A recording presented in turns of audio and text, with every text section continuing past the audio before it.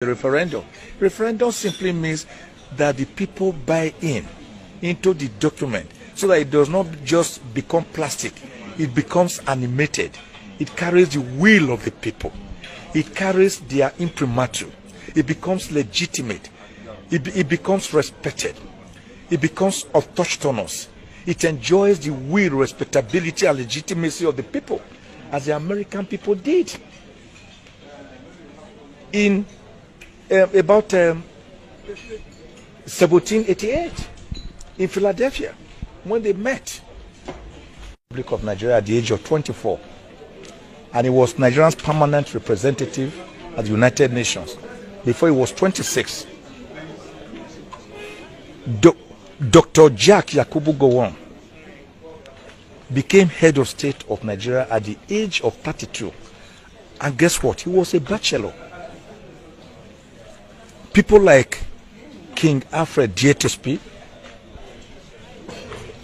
they became governors. Many of them, Dr. Sam Ogbemudia, at the age of between 28 and 30. Today, you have Nigerians who are between 30 and 35 still struggling to pass through the university to get their first degree, because a course that ought to have been for 4 years is elongated through strikes and other catastrophes to become a course of 7 years, 8 years, and 9 years. Now, the children that ought to be protected are rendered most vulnerable. In Nigeria, they go to school. In their schools, they are captured by Boko Haram, by kidnappers, by armed bandits, and their parents are made to pay ransom. In fact, in the one that happened in Kaduna, that one took on an higher altitude when the kidnappers now demanded from the parents of the kidnapped children to buy and bring for them bags of rice, beans, gari, palm oil, vegetable oil, sugar, salt, Maggi cubes. They even dictated how many of these should be brought, or else they will kill their children. That was to keep the children alive for the purpose of ransom being paid for them. So we have a situation where we are all vulnerable, not just our children. In schools, we are vulnerable. In our markets, we are vulnerable. In our offices, we are vulnerable. On the streets, we are vulnerable. In our farms, we are vulnerable. In the air, we are vulnerable. On the waters, we are vulnerable. Everywhere, there is problem. Nigeria has never had it so bad. And a country like that, without peace and tranquility, without security and welfare, which are the two primary purposes of government, can never progress. It will just suffer the fate of the barber's chair of perpetual motion on its axis without any progress. And that is why today's symposium, today's workshop on Nigerian children and insecurity is very apt, very apposite, and very timeless, because it presents us an opportunity to x-ray the clear and present danger of the multifarious problems that currently beset the Nigerian child, who, when he is not able to go to school, is also made a child laborer, selling gala and pure water on our streets, or married out as a girl wife to rich people between the ages of 12 and 16. That is not how to grow or develop a country. Nigeria must begin to go back to brass tacks. We need a new constitution for the people, a constitution to be subjected to a referendum for the Nigerian people. Why are we afraid of a referendum? Referendum simply means that the people buy into the document so that it does not just become plastic, it becomes animated. It carries the will of the people. It carries their imprimatur. It becomes legitimate. It becomes respected. It becomes autochthonous. It enjoys the will, respectability, and legitimacy of the people, as the American people did.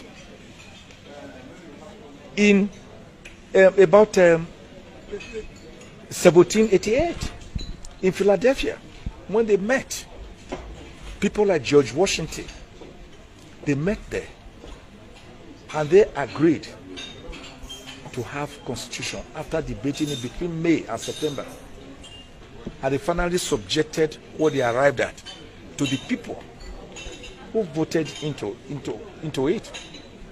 That was how they agreed on a presidential system of government.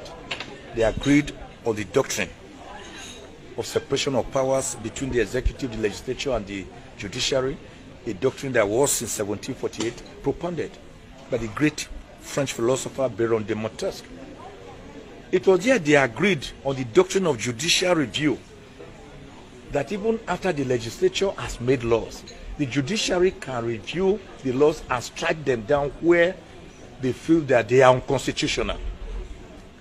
The American Constitution is less than 8,000 words. And how many amendments? Less than 25 amendments. And the country is the greatest democracy in the world. The present Nigerian Constitution is illegitimate. Can never take us to El Dorado. Why are we afraid of a new constitution? It was done in South Africa. It was done in Sudan. It was done in Eritrea. It was done in Iraq, in Iran. It was done in Malaysia, when Malaysia and Singapore separated. Why are we afraid of a new constitution? Why are we afraid to discuss Nigerian problems? Why are we patching the walls? Each time the walls develop chaos and cracks, we patch them with mortar, with cement, and believe that the problem is over. When you come back the following day, the cracks are bigger. What do? You go to the bottom of the wall. You bring iron rods. You bring mortar. You basket it from the ground. Then you have a structure standing gidigba. When a tree in your compound is growing roots, wide roots that make your walls to crack, what do? Do you just go and cut off the branches? If you do, more branches will grow and the tap roots will get bigger. So what do? You go to the tree and go to the tap root and cut them off. Then the tree will die and then your walls will have respite.